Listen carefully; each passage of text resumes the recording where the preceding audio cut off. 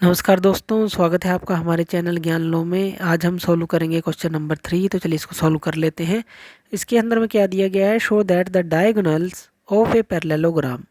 अब देखिए, हमें पता है पैरेललोग्राम जो होती है जिसकी चारों साइड बराबर होती हैं और पैरेलल होती हैं, इस तरह से बना लेते हैं इसको। तो ये पैरेललोग्राम है, मान लेते हैं कि ये जो पैरेललोग्राम है ये क्या है, ABCD, ये पैरेललोग्राम है। और हमें इसके डायगोनल्स बनाने हैं इस पैरेललोग्राम के, यानी कि जो A से C को मिला दें तो ये डायगोनल हो गया, और B से D को मिला दें तो ये डायगोनल हो गया।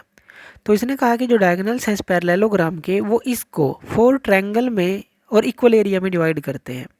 यानी कि जैसे ये 1, 2, 3 और 4 यहाँ पर ट्रायंगल है, यहाँ पर O मान लेते हैं। जैसे AOB, BOC, COD, DOA, ये 4 ट्रायंगल बन जाती हैं। तो इनका एरिया जो है इक्वल होगा, ये हमें प्रूव करना है।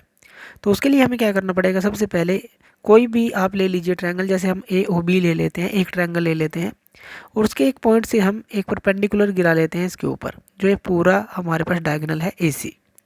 तो यहाँ पर हमने एक परपेंडिकुलर गिरा लिया, मान लिए इसको L मान लेते हैं। तो ये हमने किया।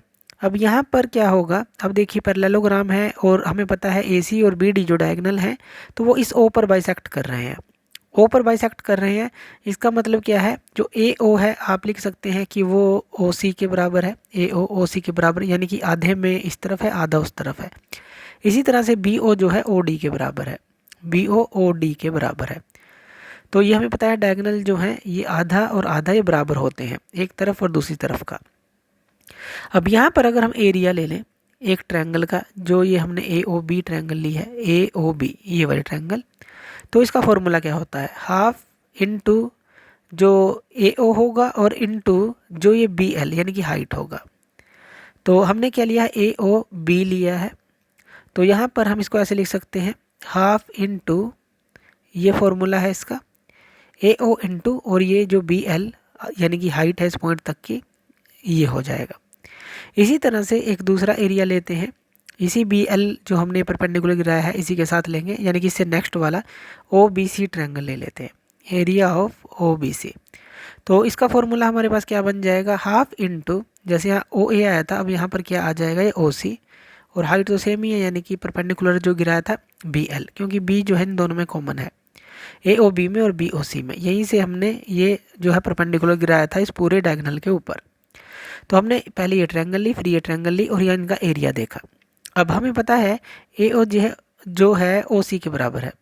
अगर AO OC के बराबर है तो इसका मतलब जो फर्स्ट और सेकंड हमने ये एरिया निकाला है तो ये भी बराबर होने चाहिए, क्योंकि BL तो बराबर है। AO और OC बराबर हो जाएगा तो ये पूरा एरिया भी बराबर होना चाहिए। इसका मतलब क्या है, फ्रॉम फर्स्ट एंड सेकंड से आप कह सकते हैं जो एरिया है AOB वो किसके बराबर होगा, एरिया ऑफ OBC के, यही होगा, यानी कि इसका एरिया इसके बराबर होगा।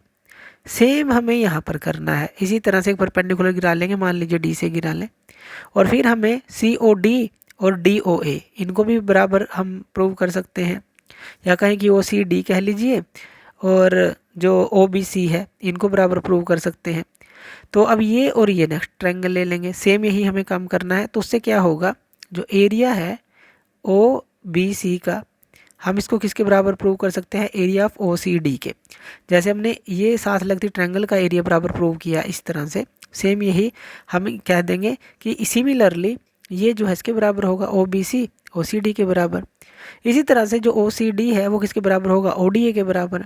जो एरिया है OCD वो किसके बराबर होगा, एरिया ऑफ ODA के बराबर। इसी तरह से जो ODA है वो किसके बराबर होगा, OAB के बराबर। एरिया है ODA वो किसके बराबर हो जाएगा, एरिया ऑफ जो OAB है हमारे पास। और इसी तरह से OAB को हम इसके बराबर प्रूव कर ही चुके हैं OBC के। अब इसका मतलब क्या है कि ये सारे बराबर हैं एरिया हर एक ट्रायंगल का। यही तो हमें प्रूव करना था कि इसके अंदर जो 4 ट्रायंगल्स हैं वो इक्वल एरिया की है। तो इस तरह से अगर हम एक प्रूव कर देंगे एक से नेक्स्ट वाली, तो इसी तरह से इससे नेक्स्ट वाली भी कर सकते हैं, इससे नेक्स्ट वाली भी, और सबके एरिया जो है हम बराबर लिख सकते हैं।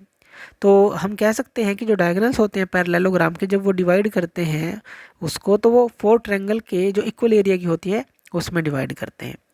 तो इस तरह से हम इसको सॉल्व कर सकते हैं। तो थैंक यू वीडियो देखने के लिए, और इसी तरह की वीडियोज़ के लिए आप हमारे चैनल ज्ञान लो पे हमें सब्सक्राइब कर सकते हैं। धन्यवाद।